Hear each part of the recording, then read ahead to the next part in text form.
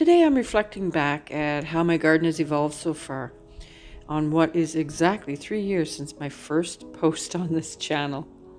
I'll run through some points I considered as I started my vegetable garden, because maybe you're someone who's just starting on your vegetable garden journey. You can see here that we started from scratch. Obviously, we had to build our house first, but I knew I wanted a garden right away. So we were now in a new province with a new climate, and I needed a new garden. First, I chose what area I was going to start a little patch, and I chose an area that was a bit hidden away because I knew I hadn't fully formulated any plans yet. And we have to keep in mind a sunny location, water accessibility, good drainage area, and shelter from wind.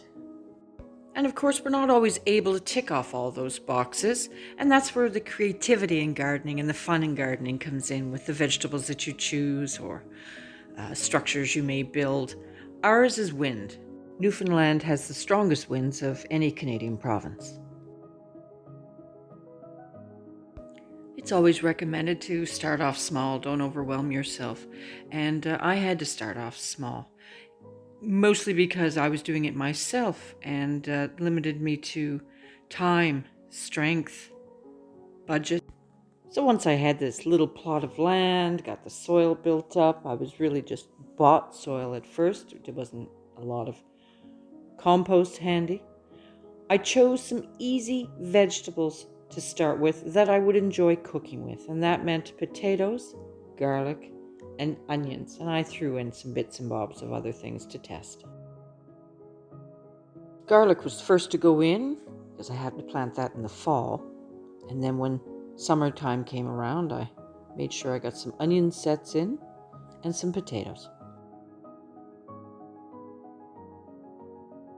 So after some success that first season, I was ready for more. I wanted more growing space, and my husband's extremely meticulous, so I went to him. So we found the time to build me 3 raised beds, and ones that would blend in with our landscape. So he made them out of a dry stone build as the base, and the land is sloped. And he chose to top the stones with some logs he purchased from a local mill. He has since built me a total of 10 of these raised beds, and 2 more will come this year. And this is the latest area Bruce built up, so we now have a total of 700 square feet. One of the considerations of the design was to have a place that we'd really love to go out into, to bring our cup of coffee, to eat al fresco, and just soak it in.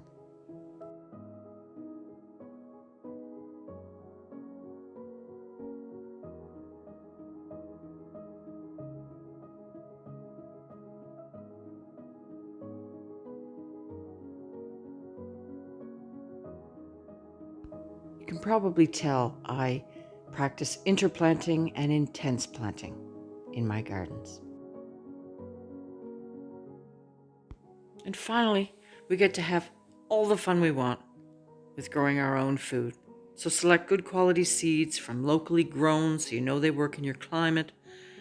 Do your research. I did tons when I first started gardening years and years ago. Start with what you really want. I don't always. I grow whatever.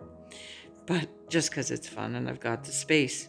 But think about how much time you have to dedicate to your gardens.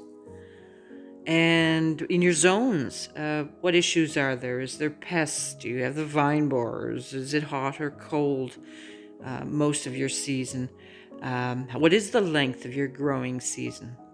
And then later, you'll get into seed saving. So then you're going to want to know if you want heirlooms or hybrids, or what's open pollinated, and so on. And the fun just carries on. And then plan how much you're going to grow. I always have a target for each vegetable to get me through an entire year. And I never get disappointed if I miss that target. And we can't forget to consider herbs, so essential for our cooking.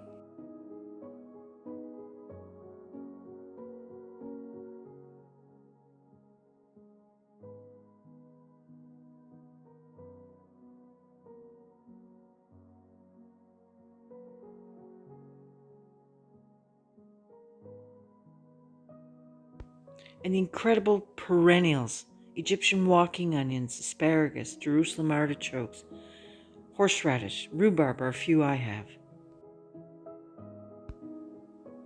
and berries and fruits.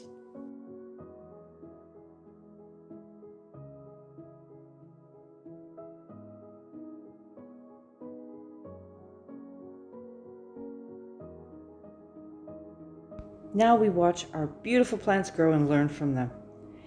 To ensure healthy plants and vegetables, good composted soil is number one key.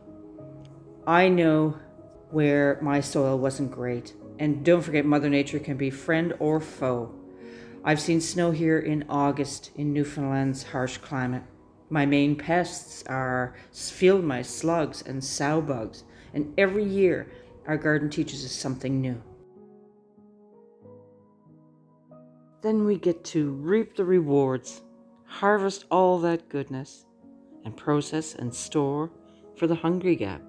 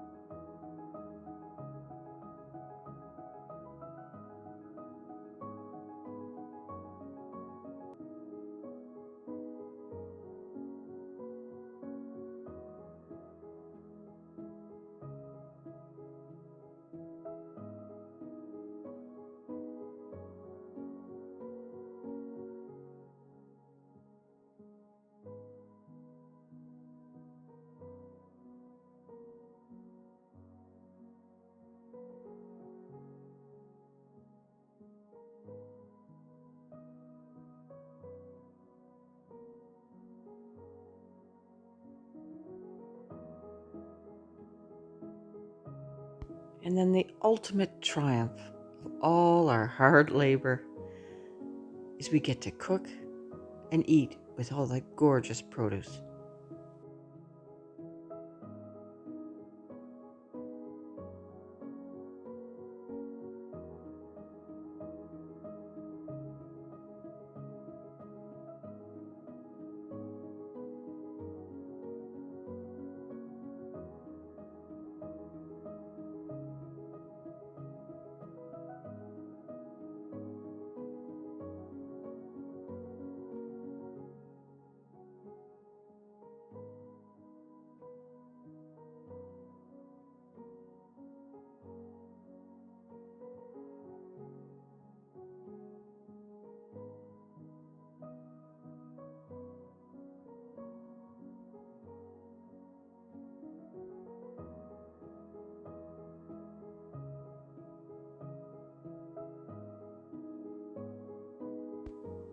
We make herbal teas, infused vinegars, and pickles.